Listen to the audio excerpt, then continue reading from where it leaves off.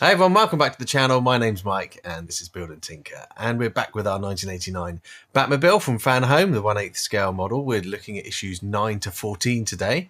We're going to be finishing off the turbine and actually have some electronics to test, so let's get started.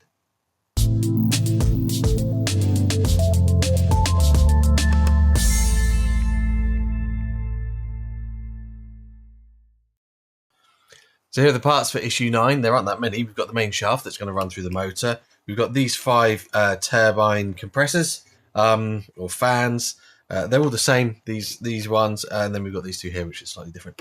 We're going to start with this end here. You see there's some stops. We've got a very short end here, and it's keywayed. So there's a flat on the side of the shaft, and we're literally going to start with this turbine here. And we're going to face it that way. And it's literally just going to slide on there, and then we're going to put this one over the top with it. And that one fits a bit stiffer, so it kind of holds it nice and firm. And then we take each of these 5. Again, they are identical, and we're putting the flat side in. So you see there's a flat side and a not flat side. And we're simply going to slide each of these on in order. Just like so. And then we have these main compressor fans for the turbine. And that's it. Issue 9 complete. Really quick, wasn't it? Not a lot to do. So let's get moving on to issue number 10. And here are the components for issue 10. We've got inside here is the motor. It's currently wrapped up, but we should be able to get it out of this piece of foam. Just don't pull it by its cables, because they could snap off. So we take the foam off, and then we have the motor. We've got 3 more of these compressor fans. And then we have these pipes. There's 4 of each size. So we had 4 long ones. They came in a bag labelled L for long. And 4 short ones, which came in a bag labelled S for short. There's also these 2 brackets which are used to hold the motor in place. So to get started, we need to retrieve this piece, which we did in previous issues. And we're starting with this large bracket here. And it's going to go over the back here, and you'll see there are some posts in the middle, and they're going to drop over these post holes here. Very simply, and then we'll place it gently upside down, because we're going to screw from this side with 2 D screws.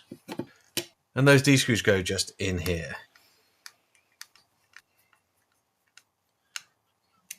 Okay, so that's on, very straightforward. Next we need to prepare the motor. So the motor is here, and they give us a piece of sort of rubbery foam, which is self-adhesive, and we need to stick it around the motor. So we're just going to peel off the backing. And we'll start, the motor is actually not round, it's sort of, well, it's not completely round, it's flatted on both sides. So we're going to start on the flatted edge here. And just wrap this sticky foam around the motor body till we get back to the other side. So there we have the foam stuck to the motor. It's not super sticky on this end, it kind of wants to come off, but once we get it in its holder, it'll be fine. And the motor lives in here. If we roll this back over, where we've just put this bracket, the motor is going to sit just in this little spot here. And it goes this way round.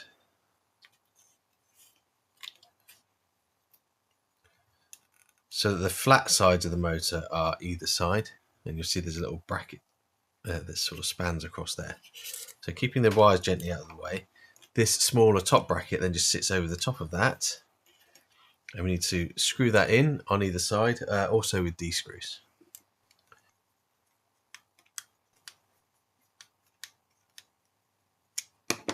And then we have the motor installed. Next, we're going to take this fan shaft that we constructed in the last issue, and we're going to add 3 more of these fan compressors onto it.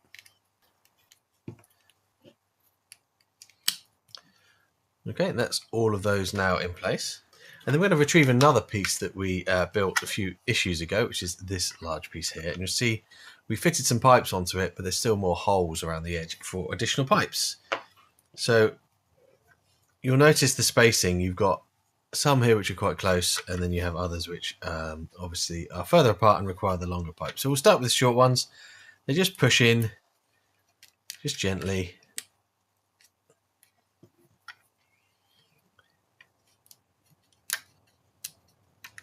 So 2 there, and then 2 directly opposite. And then we do the long ones. Make sure they're on straight, and the same on the opposite side.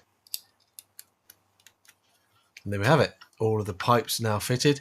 They don't always sit completely flat and straight, but we'll make sure they are before we finally fit it into the car, which I don't know when that is, could be some time. And that leaves us then with these 3 finished components. Well, almost finished components, but we're not putting them together yet. But that is the end of issue 10. We'll move on to issue 11. So in issue 11, we get the other half of the turbine housing, some oil pipes, there's 5 of those, and another bag of D-screws. We're going to take the half of the turbine housing that we've just installed the motor into, and we're also going to take the main turbine shaft, and that's going to go on to the end of the motor. Again, there is a keyway hole, and we go in this way, so we need to make sure we get the keyway lined up. It should just then slide on like that, and it just drops in, so it's now just being supported by the end of the motor. We'll put that to one side. And we now take this other half of the turbine housing. We're going to attach all 5 of these oil hoses, and they simply attach by pushing them through these holes at one end. So just start gently at one end. Now they are a little bit stiff, so just be really careful not to snap the end off, and keep it nice and straight, and then just gently push it in. There we go, kind of clicked into place, but yeah, I found that there's a bit more pressure required than I initially felt comfortable with, but again, I've done a couple of these, and I've not broken any yet. And the last one.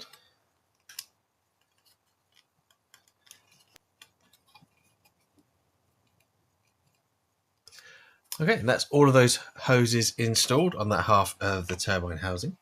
And now we're going to bring the 2 halves together. So we'll take this one here with the compressor fans in it, and very simply bring the 2 halves together. And then on the underside, you'll see there are 4 screw holes to each end, and we're going to use some D screws to screw it together.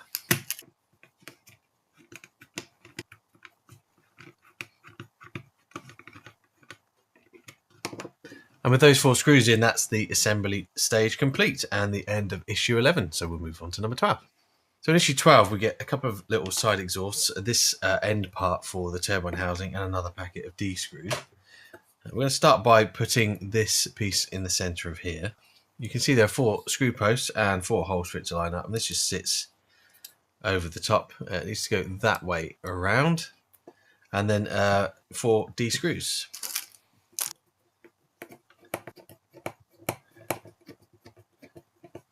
And then having assembled that, we go back to this piece here, and you'll see there's a little cutout just in that part of the turbine housing.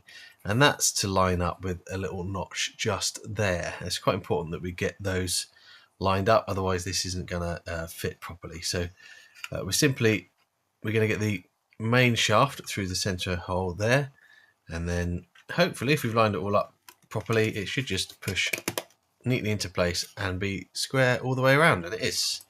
So that's sitting nice and level, and we've still got our turbine shaft sticking out the end. Now at this stage, they want us to bring these 2 halves together. So you can see there's a shaft here and a hole there, and they're going to come together, and they clip. Unclipping them is probably quite tricky. So before I put them together, I want to check this motor actually spins and everything turns freely. So for that, we're going to get our Test Circuit Pro. We're going to use the motor testers to just confirm everything's working.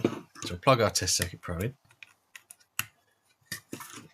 We take the power cable from the motor and plug it into the motor tester section of the Test Circuit Pro. Okay, and with that plugged in, we can press the button and watch the shaft to make sure that actually turns properly.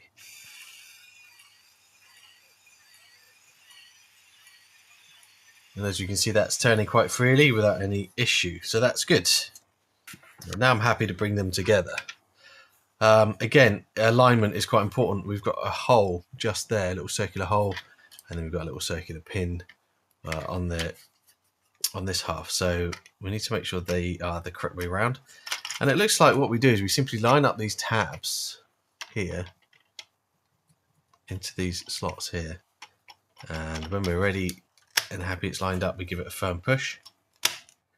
And that clicks together. That's now all one piece. And I think the next step is to attach these exhausts. Now they are handed left and right. And if you take a look, if you hold them this way, I don't know how well that comes across, but there's an L stamped on that one and there's an R stamped on this one. So we'll start with the left. So with the wider end furthest away from me, then this part is on my left and therefore we'll use the left exhaust. Again, it's just a push fit. So we push it over like so, and then the exhaust tail is facing downwards. Same on the other side with the right hand one. There's not a lot holding them in place right now. I guess when they're in the car, that'll be a bit firmer. And that's, again, the end of the issue. So pretty quick and easy. Not many screws to do up. A lot of it was push fit. We've now attached another piece to the end. So I am going to test it one more time. I want to be 100% sure I don't need to take it apart again. It's a little slower with more bits attached, but that's okay. I don't think that would pass as a, a jet turbine speed on an actual jet engine, but it's good enough for us, and that is the end of issue 12. So let's move on to issue 13. So in issue 13, we move to a completely different part of the car as we start on the suspension, and one of the parts that comes with it is this sort of dual spring suspension setup, and it does work. You know, the springs compress, and this is all metal, and it's actually a really nice part. I really like it. To start with, though, we're not doing anything with that. We're going to start with this lower suspension arm, and there's a little bracket that goes on the end of it. So we're going to bring these two parts together. We're putting the bracket on this end, which is the narrower end of the two on the lower arm, and the bracket's not symmetrical, so you'll notice there's a little threaded part on one side and there isn't on the other. So we need that on this side of the arm. Yeah, so we've got the arm with the thick bit towards us, and we're going to have that threaded piece. It's on my left. And you're going to drive a really long F screw all the way through there. So this screw will start, it will just push through the first part until it gets to the threaded section on the other end there. And then it's just a matter of holding it all still. Quite tricky to do. There we go. Until we screw it through the whole assembly, like so. I think we still want some movement on there because obviously it's a suspension piece, so it's supposed to be moving. And then we need to attach this to this piece. Again, really important to get it the right way around. It looks to me like, okay, what we need is there's a little knuckle at the top here of this sort of wishbone shaped piece. You see there's nothing on the back and then there's this on the front. So with that facing to my right, I'm going to put this suspension arm in so that it is... So we've got the longer piece going out to my left, and it's curved that way. And we need another long F screw for this, and that's going to come in from this side, so the top here, and go through all of the pieces. He says, there we go. Should push through to start with till it gets to this threaded part here. And it's very simply a case of doing up the screw. And again, you're going to have a nice piece of rotation there. And to finish off, we're now going to add this piece. They call it the rear suspension tilt frame. I've never heard that phrase used before with a car, but there we are. There is a large hole in the base there. We want the large hole to come up underneath here so that it presents that screw hole through it like that. We're just trying to hold that all together for you, and then we get a G screw, and then we screw that together like that. Okay, when it's finished, the screw should be sort of recessed into that gap, and everything should be quite close fitting, but obviously also needs to rotate. And that is that suspension assembly completed, and that's the end of issue 13. So let's move on to issue 14.